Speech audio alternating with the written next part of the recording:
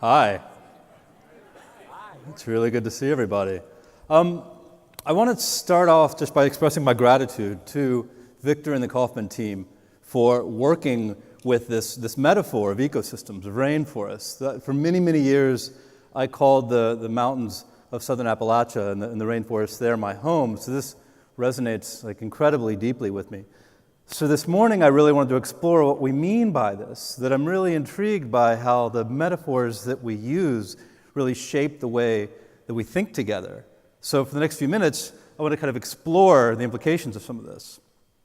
So for instance, the term ecosystem, I looked it up, it's only been around for like 80 years. Somebody introduced that in the 1930s. And even though that's a relatively new concept, cultures all over the world have really experienced the world as an interconnected, interdependent experience of relationships. And this is something that we're all trying to explore here. We're trying to find the language and the scaffolding, really, to think about how are we supporting each other through this work. That these cultures, for thousands of generations, really understand themselves as being central to and active within, participating in these regenerative cycles and flows of life. But around 2,500 years ago, this kind of radical new vision occurred, right? Metaphors started shifting pretty significantly in ancient Greek. Plato imagined this creator, this architect, outside of the world, outside of the universe. And he thought that the human intellect could discern the mind and the knowledge that was creating that cosmos. And this really planted the seeds for the Western paradigm that's shaping every way that we think about business still. His student Aristotle then took these ideas, he tried to explain the physics of the world by describing, he looked up at the stars and he said, oh, these must be spheres that are surrounding our planet. And they're being rotated by the hand of what he called the unmoved mover, right? So he thought that the creator was on the outside, sort of rotating the stars. And he thought that the spheres were divine, immutable. He saw that as Father Heaven. And he saw the earth as Mother Earth. And he thought that that was corruptible. It's where things died. It's where things cycled through. And this idea, this hierarchy idea, which we see in businesses all the time, it became a paradigm known as the Great Chain of Being. And this is an old illustration from the 17th century. You can see the name of God at the top beyond the spheres, literally with a chain around Mother Earth's wrist, right? So it was the idea that there was this intense hierarchy within the cosmos. And so the king was kind of seen at the top. This is really what was used to justify this hierarchical paradigm, with the angels below, then humans, and then animals, and then trees and dirt. And so this was sort of seen as the natural order of things. And sometimes women were actually below the animals because apparently a good horse was more important than a woman sometimes. So in the 16th century, fortunately, this was radically disrupted by Nicholas Copernicus, who, like Plato, thought that the human intellect could know the mind of the creator. And in his 1543 book on the revolutions of the heavenly spheres, this is a very famous text. He proposed that the earth wasn't the center of the universe, but that the sun was, and that we were rotating around the sun. And this catalyzed what's become known as the Copernican revolution. Super famous, origins of the scientific revolution, and the ideas that were catalyzed by this have really transformed the way that we see the world. The consequence of this paradigm shift, they warned me I shouldn't wear my Buckminster Fullerene necklace. Okay, so the consequences of this paradigm shift profoundly challenged Aristotle's physics, right? And you're probably wondering at this point, what does this have to do with entrepreneurial ecosystems? Hang with me for a minute. That this hierarchy was shattered, essentially. Like, it radically shifted the way that people understood the universe once Earth was no longer at the center. It began to appear that the entire universe was just like here, the same physics, the same chemistry, and at the heart of modern science was what became known as the Copernican Principle or the Mediocrity Principle.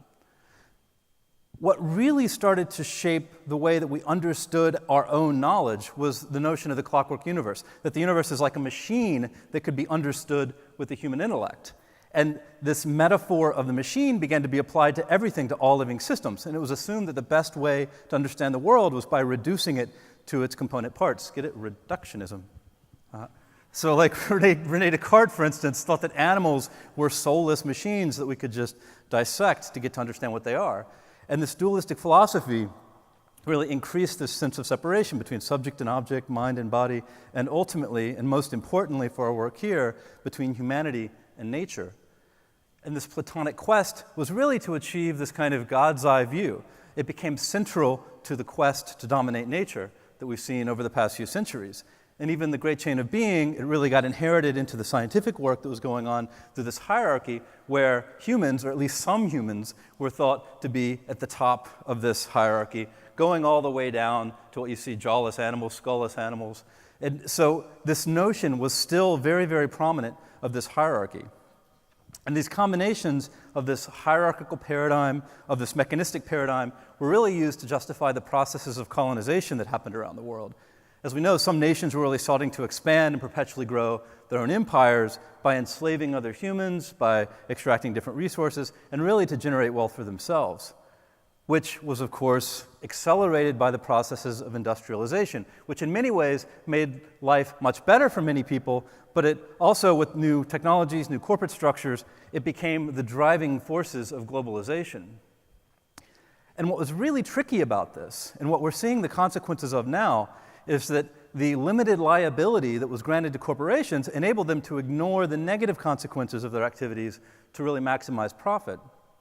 The ability of these so-called externalities to be ignored was key to the global economic system that developed based on GDP and perpetual growth, regardless of its impact on ecosystem health.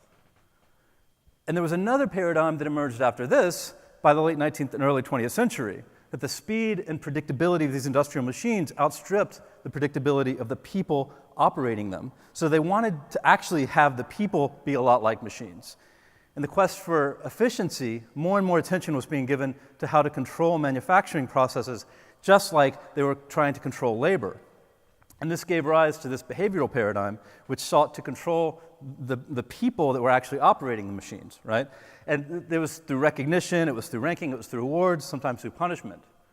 Fortunately, in the 20th century, there was a real backlash against this in what was called the human potential paradigm, that many of you see this all the time in many of the kind of ways in which you operate in your own work, that you're seeing the need to actually deal and address all of these other aspects of human needs. And the idea here is to really cultivate productivity by addressing the needs for happiness and creativity.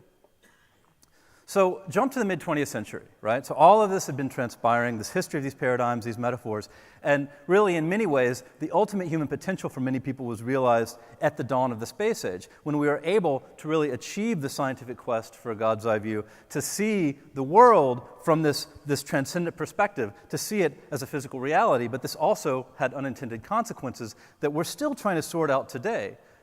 I assume a lot of you recognize this. Some of you are old enough to have been around when this was broadcast around the world from the Apollo photographs. These images, like this Earthrise image, profoundly affected the visions of humanity's place in the cosmos. It seemed to show Earth as an interconnected and interdependent living system. And today, we've got, because of the space age, because of these industrial processes, we've got these incredible webs of communication satellites and observation satellites that are allowing us to see ourselves as an interdependent system like never before. It's radically changing our visions and our understanding of our planetary ecosystem. One of my favorite examples is the fact that satellites have helped us to detect this magnetic field around our own planet, that this is being generated by the molten core at the heart of our own planetary system. And as it's flowing through space, thousands of miles an hour, it's being blown back by the solar winds of our sun. That we're quite literally kind of on this spaceship with this force field that's protecting the atmosphere and the oceans from being blown away. It's really remarkable, and we've been taking this for granted for a very long time simply because we didn't even know about it. The satellites are also demonstrating how the Earth is actually breathing. This yearly cycle of plant growth regenerates the atmosphere through the exchange of CO2 and oxygen. The only reason that we can breathe is because the Earth is breathing. These satellites are also providing profound new insights into the impacts of our own civilizations, of our own industrial processes. We'll look at a different type of projection of this. This is a map from NASA, where we can see the pollutants, the actual sulfates, the white areas that are mixing with other aerosols in the atmosphere. The wind currents are carrying these sulfates, mixing it in with the sea salt, the blue stuff coming off of the oceans. You can see the dust from the Sahel mixing in with all of that. You can see the hurricanes in the Atlantic, the cyclones in the Pacific, that it really is one dynamic, interconnected system. That when you look at the world like this, national boundaries really have very little to do with how it is we're thinking about the whole system. And so it's critical for entrepreneurs to actually understand this, because since 1950, the work that we've been doing on the global economy has been radically increasing many trends around the world. These kind of exponential curves that are sometimes called hockey stick curves are being found across the field in what's being called the Great Acceleration, from world population to the increase in carbon dioxide, to the depletion of the ozone layer, to the capture of fish, to the production of all kinds of resources, that this is an extraordinary time to be alive. We've never seen anything like it, but it also demonstrates the extraordinary power of human innovation. And in fact, the effects of all of these processes are so profound that some scientists are actually proposing that we name this latest geological epoch after our species. They're proposing that we call it the Anthropocene. We've got steam engines, the industrial revolutions, nuclear explosions, thermoelectric power, highways, plastic waste, electronics waste. All of this stuff is going to be detectable in the Earth's geology millions of years from now. We are having an indelible impression on the planet at a planetary scale. We are literally affecting planetary ecosystems. And this presents a really profound conundrum for all of us here. How can we redirect the significant power of human innovation, of human entrepreneurship and ingenuity in the 21st century? Because we now know that we can't afford to take life for granted. You hear about us finding all these other Earth-like planets around the world, but this is an illustration of the actual habitable zone of our own solar system, that the conditions here are just right for liquid water to exist so that we can even be here. But even these models of the universe that we're seeing are extremely outdated. We now know that the sun is actually going around the galactic core of the Milky Way, right? That we're kind of helixing through space, through these patterns, that we are literally on a planetary spaceship with these planetary ecosystems. Unfortunately, these discoveries are really creating the dictionary definition for the conditions of a paradigm shift, that we can start to see ourselves as part of this larger system, and the stakes couldn't be higher. So to conclude, I want to just propose one quick metaphor. And so if we're looking at forest, my favorite example is what's happening underneath, the invisible stuff, the type of stuff that you guys are going to be building. These are invisible networks of fungi that are underneath the floor that oftentimes we only see through their fruits, the mushrooms. That if we go down and dive down into the soil, we see all of the incredible networks that are actually hidden from plain sight. They're providing this exchange of nutrients and energy. They're working with insects to actually create the conditions for life in the soils so that we can have these healthy ecosystems, that these weeds aren't necessarily being cultivated. They're actually growing and exploring all the different ways in which they can find a niche within their ecosystems. And these hyphae are not only extensive, they're also very old. They're some of the largest organisms on Earth, and they're also some of the oldest, sometimes thousands of years old. And they're facilitating, by connecting to the roots of all these trees, the exchange of all of these nutrients and energy, not unlike the ecosystems that many of us here are building. And by accelerating these metabolic flows, the fungus among us are facilitating the decomposition of matter into the regeneration of ecosystems.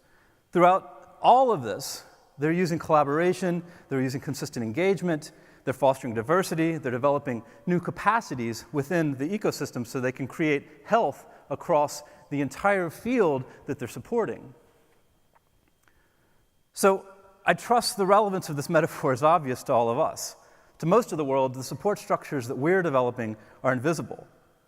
But they're critical to support the health and the integrity and the success, not only of entrepreneurs, but also of the many interdependent communities that we're seeing across the entire planet. And if we co-design them well, these entrepreneurial ecosystems, like the mycelial networks, will be self-organizing, decentralized, resilient, diverse, open source, and ultimately regenerative. So I look forward to building some ecosystems with high integrity with all of you. Thank you.